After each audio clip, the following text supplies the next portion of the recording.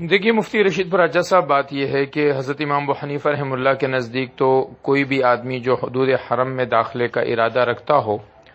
اس کے لیے احرام کا باندھنا ضروری ہے، چاہے وہ کسی بھی غرض سے وہاں سے جا رہا ہو، گزرنے کی نیت ہو، ملاقات کی نیت ہو، کوئی بھی نیت ہو، اس کے لیے تو یہ لازم ہے۔ پھر موجودہ زمانے میں صرف ان لوگوں کو جن کا بار بار حدود حرم سے باہر جانا ہو رہا ہو، یعنی کہ وہ میقات سے آ رہا ہو، بشرطے کہ میقات سے آ رہا ہو، تو وہ بار بار اگر میقات سے باہر جا رہا ہے دن میں، جیسے ڈرائیور ہے روزانہ دن میں 2-3 مرتبہ باہر جاتے آتے ہیں، یا کوئی آدمی ہے جس کا جدے سے باہر کوئی کام ہے اور وہ طائف وغیرہ کی طرف مکے سے جا رہا ہے،